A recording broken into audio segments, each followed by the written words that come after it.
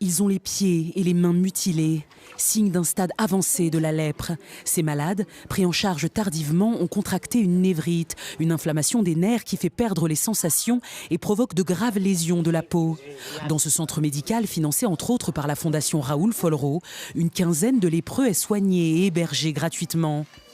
Certains ont fait plusieurs jours de marche pour venir. Ce centre est souvent leur dernier espoir.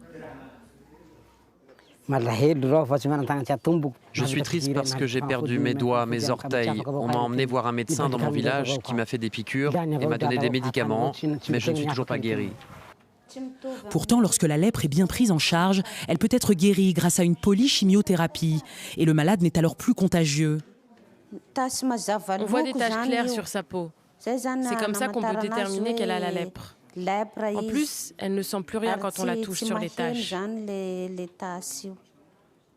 Le terreau de la lèpre, l'isolement, l'ignorance et le manque de moyens du système de santé publique malgache.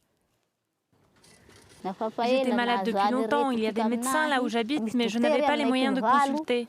Ça coûte dans les 5 ou 10 euros. J'ai un fils qui a la lèpre. J'ai dû le laisser là-bas au village car il ne marche pas encore.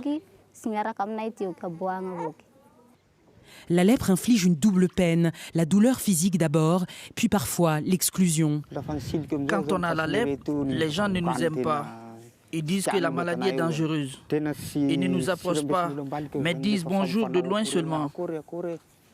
Les premiers signes de la maladie apparaissent au bout de 5 ans seulement, ce qui rend le diagnostic difficile. Il nous manque soit une vaccination qui marcherait très bien, ou il nous manquerait un test de dépistage précoce. Et donc c'est aussi difficile qu'il y a 10 ans, 20 ans, 30 ans, 40 ans. Avec environ 1500 cas détectés par an à Madagascar, le fléau millénaire continue de se propager.